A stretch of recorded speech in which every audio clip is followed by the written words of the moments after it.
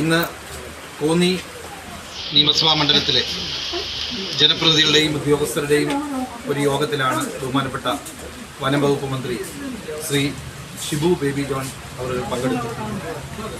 ഈ യോഗത്തിൽ ഞങ്ങളെ സംബന്ധിച്ചോളം, ജനപ്രതിനിധികളെ സംബന്ധിച്ചോളം, എല്ലാ പഞ്ചായത്തിനെ പ്രതിനിധീകരിച്ചുകൊണ്ട് ത്രിതല പഞ്ചായത്ത് ജനപ്രതിനിധികൾക്ക് അവിടെ ഓരോ പഞ്ചായത്തിലും അഭിമുഖീകരിക്കുന്ന ഇത്തരം പ്രശ്നങ്ങളെ സംബന്ധിച്ച് കൃത്യമായി അവതരിപ്പിക്കാനുള്ള അവസരം ലഭിച്ചു.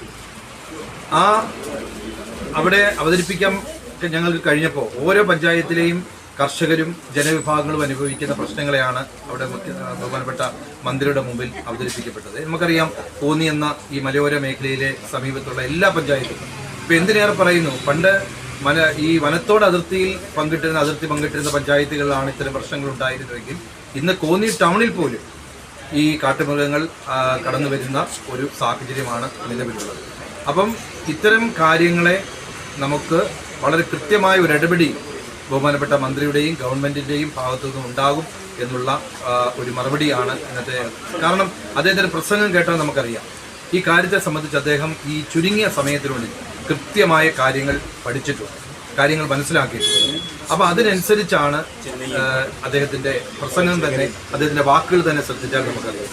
ഇപ്പോൾ അദ്ദേഹം പറഞ്ഞ ഒരു കാര്യം നമുക്കറിയാം, ഈ മലയോര മേഖലയെ കർഷകർ ഈ കാട്ടുമൃഗങ്ങളുടെ ശല്യം കൊണ്ട് ഉണ്ടാകുന്ന കൃഷിനാശത്തിനുള്ള നഷ്ടപരിഹാരം വളരെ നാമമാത്രമായിട്ടുള്ള ഒരു നഷ്ടപരിഹാരമാണ് ലഭിക്കുന്നത്.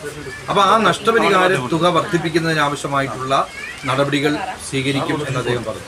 പിന്നെ ഓരോ മേഖലയും പ്രത്യേക സോണുകളായി തന്നെ, ഇപ്പോൾ ഓരോ വന മേഖലയിലും പലതരത്തിലുള്ള പ്രശ്നങ്ങളാണ്. അപ്പോൾ ആ പലതരത്തിലുള്ള പ്രശ്നങ്ങളെ വിവിധ തരത്തിൽ, അത് കിടങ്ങുകൾ കുഴിച്ചിട്ടാണെങ്കിലും അതോടൊപ്പം തന്നെ സോളാർ വേലികൾ സ്ഥാപിച്ചാണെങ്കിലും, ഇപ്പോൾ ആധുനിക സംവിധാനം എന്ന നിലയിൽ AI സംവിധാനത്തിലൂടെ അത്തരം കാര്യങ്ങളിൽ എങ്ങനെ ഇടപെടാൻ കഴിയും, അങ്ങനെ എല്ലാ കാര്യങ്ങളിലും ഒരു ഏകീകൃതമായിട്ടുള്ള ഒരു സംവിധാനത്തെ പറ്റിയാണ് അദ്ദേഹം ഇന്ന് ഇവിടെ പറഞ്ഞിട്ടുള്ളത്. മാത്രമല്ല, നമുക്ക് എല്ലാവർക്കും അറിയാം, ഇത് വളരെ പെട്ടെന്ന് ഒരു ദിവസം കൊണ്ട് പരിഹരിക്കാൻ കഴിയുന്ന ഒന്നല്ല. അത് ഘട്ടം ഘട്ടമായിട്ട് ജനങ്ങളുടെ സഹകരണം അദ്ദേഹം ഇന്ന് അഭ്യർത്ഥിച്ചിട്ടുണ്ട്. ജനങ്ങളുടെ പൂർണ്ണമായിട്ടുള്ള സഹകരണം ഈ കാര്യത്തിൽ നൽകണം. അതിനോടൊപ്പം തന്നെ ഗവൺമെൻറ് ഈ കാര്യത്തിൽ ഫലപ്രദമായിട്ടുള്ള ഇടപെടലുകൾ വരും ദിവസങ്ങളിൽ എടുക്കും. വനത്തിനുള്ളിൽ തന്നെ അവർക്ക് ആവശ്യമായിട്ടുള്ള ഭക്ഷണങ്ങൾ നൽകാൻ കഴിയുന്ന എന്ത് സമീപനം സ്വീകരിക്കുക. അപ്പോൾ ഇതിനെ സംബന്ധിച്ചെല്ലാം അദ്ദേഹം വളരെ കൃത്യമായ ഒരു പഠനത്തോടു കൂടിയാണ് ഇന്ന് ഇവിടെ അദ്ദേഹം സംസാരിച്ചത്. അത് ഞങ്ങളെ സംബന്ധിച്ചോളം അതിനകത്ത് രാഷ്ട്രീയ വ്യത്യാസമില്ലാതെ എല്ലാ ജനപ്രതിനിധികളും ഇന്നത്തെ യോഗത്തിൽ, രാഷ്ട്രീയ പ്രവർത്തകരും എല്ലാം ഈ യോഗത്തിൽ പങ്കെടുത്തു. അപ്പം ഒരു സഹകരണം പൂർണ്ണമായി ഈ കാര്യത്തിൽ ഉണ്ടാകണം. ആ സഹകരണത്തോടു കൂടി നമുക്ക് ഈ കാര്യങ്ങളിൽ ഘട്ടം ഘട്ടമായിട്ടുള്ള ഒരു ഇടപെടി തീർച്ചയായും ഗവൺമെൻറ്റും വനം വകുപ്പ് മന്ത്രിയും അക്കാര്യത്തിൽ ഇടപെടും എന്നുള്ള ഒരു നല്ല ഒരു നിർദ്ദേശങ്ങളാണ് ഇന്നത്തെ യോഗത്തിൽ വന്നിട്ടുള്ളത്.